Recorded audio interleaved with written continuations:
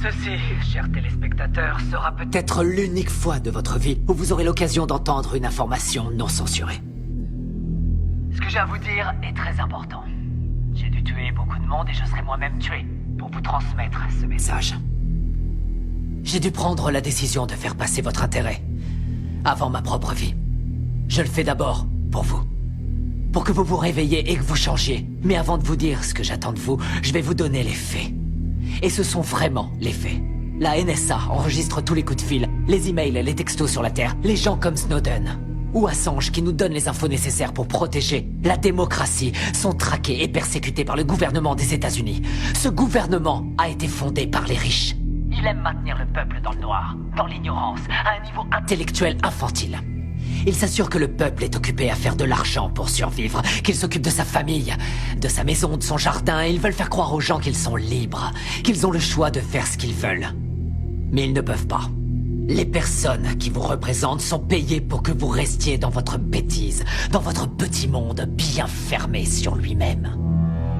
Comment se fait-il qu'il n'y ait pas de législation sur les armes à feu alors qu'il y a un massacre tous les mois? Aux États-Unis, il y a 11 000 morts par arme à feu tous les ans. En Angleterre, seulement 300. Pourquoi? Parce qu'en Angleterre, ils n'ont pas d'armes. Les gens ne possèdent pas d'armes. Point à la ligne. Ce que j'ai fait par le passé et ce que je suis en train de faire n'est qu'une conséquence de l'absence de législation. On ne vérifie même pas les antécédents des clients pour savoir s'ils ont un passé criminel. Simplement parce que 50% des sénateurs sont payés par les marchands d'armes. Alors réveillez-vous. L'assurance maladie. Elle bénéficierait à 90% de la population américaine. Pour faire simple, tous les pays développés l'ont déjà. Et presque 50% des Américains sont contre. Parce que le lavage de cerveau médiatique fonctionne à merveille. La guerre en Irak était criminelle. Bush, Cheney et Rumsfeld ont menti aux Nations Unies et au reste du monde. Saddam n'avait pas d'armes de destruction massive et n'avait rien à voir avec Al-Qaïda. Nous savons que nos amis saoudiens ont financé les attaques du 11 septembre. Mais à cause de leur pétrole, nous ne faisons rien contre eux. À la place, nous avons envoyé nos soldats se faire tuer dans des pays qui n'ont rien à voir avec le terrorisme intérieur. Pourquoi Obama n'a pas fait juger le gouvernement Bush? Bush a coûté des centaines de milliards aux contribuables et a commis des crimes de guerre. Pourquoi Obama n'a-t-il entrepris aucune action en justice? Parce qu'ils sont tous les deux membres du même club. Il y a eu plus d'immigrés renvoyés sous son gouvernement que sous n'importe quelle autre présidence. Pourquoi n'a-t-il pas fermé Guantanamo, où des prisonniers sont enfermés sans avoir eu droit à aucun procès, sans aucune preuve depuis maintenant 13 ans? Il n'a pas mis son veto à l'approvisionnement des détenus dans le National Defense Authorization Act, ce qui en clair permet la détention infinie et sans procès, américains y compris. Nous avons une crise constitutionnelle aux États-Unis. Nous avons un État voyou, un État qui viole toutes les lois internationales, qui viole la Magna Carta, charte qui définit depuis 800 ans ce que nous appelons justice. Obama devrait être jugé pour ça et il devrait aller en prison. Les prisons, justement. Aux États-Unis, nous sommes 5% de la population mondiale et nous avons 25% de la population carcérale mondiale. Les gens vont en prison pour 10 grammes de cocaïne. La moitié des prisonniers est enfermée pour détention de drogue et la très grande majorité est noire. Pourquoi cette situation absurde reste inchangée? Je vais vous le dire.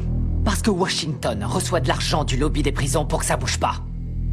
Pourquoi les pop stars, les célébrités, les courtiers, tous les gens pleins de fric qui se gavent de coke et d'exta à longueur de journée vont jamais en prison? Parce que quand vous êtes plein aux as, vous êtes au-dessus des lois. Regardez Lincoln, le film de Spielberg, et vous croirez que la guerre civile a eu lieu pour libérer les esclaves. Comme quoi le milliardaire Spielberg vous rend encore plus bête. Et ils feront en sorte de projeter le film dans les écoles, de le diffuser à la télé en boucle pour toujours. Mais la vérité, c'est que toutes les guerres ont eu lieu pour le fric et que le petit peuple doit crever parce que les élites en ont décidé ainsi. Vous regardez la télé-réalité tous les jours pour tuer le temps et vous croyez que vous êtes à la page parce que vous regardez Anderson Cooper et d'autres coquilles vides sans la moindre opinion. L'apparence est sans importance, les marques sont sans importance, les drogues sont sans importance. Tout a été créé pour vous rendre idiot.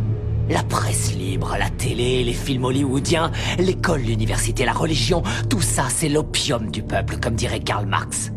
Je vais vous ouvrir les yeux. Vous réveiller, vous changer. Je suis sûr que jusqu'à un certain point t'aurais voulu être un chantre de la vérité. Pas vrai? Avant que tu sois intéressé par le fric, par la télévision, je suis sûr que t'aurais voulu être un vrai journaliste. Je suis un vrai journaliste.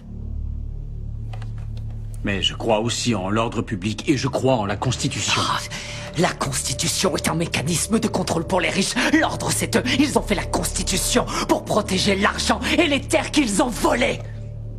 Les riches n'ont pas à craindre les lois et c'est partout dans le monde. Regarde les oligarques russes et les propriétaires allemands de l'industrie automobile, des chemins de fer, de l'industrie pharmaceutique. Ils ont tous utilisé le travail des esclaves sous Hitler. Pas vrai? Et les propriétaires de ces entreprises sont toujours les mêmes. La couronne britannique. Pas vrai. Et les nantis africains, eux, ils massacrent leur propre peuple. Ils empêchent leur pays de se développer. On lèche le cul des dirigeants arabes qui viennent avec leurs pétrodollars acheter des voitures de luxe à nos entreprises américaines pendant que quotidiennement ils exécutent leurs prisonniers. Ils accordent aucun droit aux femmes, ils tuent les gays. Seulement ça, on s'en fout royalement parce qu'ils ont le pognon. Nos grands patrons ne sont que des gangsters en costume à rayures. Ils se foutent complètement du régime des lois. Ils ont mis en place le plus sophistiqué des systèmes de sécurité intérieure de l'histoire de l'humanité. Ils ont violé les plus basiques de nos droits constitutionnels et nos libertés civiles. Ils ont détourné les ministères du gouvernement en filiales de leurs propres entreprises. Ils se sont emparés du système de contrôle de l'information pour saturer les ondes de mensonges dont tu es un bon contributeur, Chip. Tu n'es pas différent des autres journalistes. Tous les présentateurs de journaux sont dans la poche de quelqu'un. J'ai pas raison. C'est quoi le programme ici? Vous voyez que tuer des innocents est une solution. Je crois, oui. Franchement, est-ce que c'est pas la solution que l'Amérique utilise aux quatre coins du monde? Avec leurs drones. Qu'est-ce qu'ils envoient, les drones? Des bombes ou des bonbons pour les petits-enfants? On tue 50 gamins, Chip, pour avoir un terroriste. On pille pas le tiers-monde, peut-être? On les laisse crever de faim, et crever tout court pour maintenir notre niveau de vie. La situation est grave. Les discours pacifiques ne suffisent pas, on connaît les crimes, le réchauffement climatique est une réalité. On sait que les lobbyistes ont acheté Washington, on a vu l'effondrement de la bulle financière, mais on continue à imprimer de la monnaie. Pour retarder l'inéluctable, dans 50 ans ou même avant, tout sera terminé. Nous sommes de plus en plus nombreux sur la planète et il y a de moins en moins de nourriture, d'eau et de pétrole. Dans une centaine d'années, il n'y aura plus de terre du tout. Avec des mots, on changera rien, c'est trop tard. La seule façon dont je peux intervenir sur ces vies, c'est en les prenant. La seule façon dont je peux intervenir auprès de toi, c'est en te tuant.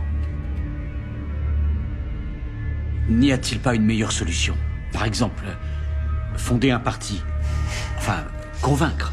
Convaincre les gens de vous élire, faire la différence dans les... Me faire élire? Me faire élire dans quoi? Tu m'écoutes pas. Ça sert à quoi de se faire élire? Arrête de dire des conneries. Chip, c'est quoi la politique? Que tu sois démocrate ou que tu sois républicain, ça change strictement rien. Tous les gouverneurs, qu'ils soient républicains ou démocrates, ont été achetés. On peut toujours voter et élire quelqu'un. Ça change rien. Ce sont les lobbyistes qui ont le pouvoir. Toutes les histoires ont deux versions différentes, chacun a son opinion. C'est ce qui donne à la démocratie tout son intérêt. Le fait que nous puissions tous exprimer notre opinion. Ouais. Aussi longtemps que l'expression de ces opinions ne change rien. Julian Assange, Hammond, Snowden, ce sont les prophètes de notre époque, les voix qui crient dans le silence du désert. Et ce sont ceux-là que l'État s'acharne à martyriser. Notre démocratie est morte. On nous interdit de dire ce que nous pensons. À elle seule, cette interview devrait suffire à m'envoyer en prison sans jugement. Pour toujours, on va m'envoyer à Guantanamo. Ça sert plus à rien de s'exprimer. Et vous ne pensez pas pouvoir changer cet état de fait? Je peux pas. Je crois que c'est le seul moyen de faire avancer les choses. Ce que j'attends de vous, c'est que vous changiez le monde. Et ça se fera pas tout seul, ça se fera pas pacifiquement. Nous allons devoir tuer les riches. Sortez de chez vous. Prenez vos armes, allez faire sauter Washington, partez à la chasse aux milliardaires, aux patrons de banques, aux ordures, aux PDG, aux menteurs, aux gouverneurs, aux lobbyistes, aux sénateurs. Tout ça, c'est du pareil au même, il faut les pendre! Au premier arbre que vous trouverez, nous devons faire le ménage, tout rendre propre. Nous devons repartir du début. Il nous faut une nouvelle chance. Mais je peux pas le faire seul. J'ai besoin de votre aide. J'ai besoin de vous maintenant. Je vous remercie par avance pour votre aide.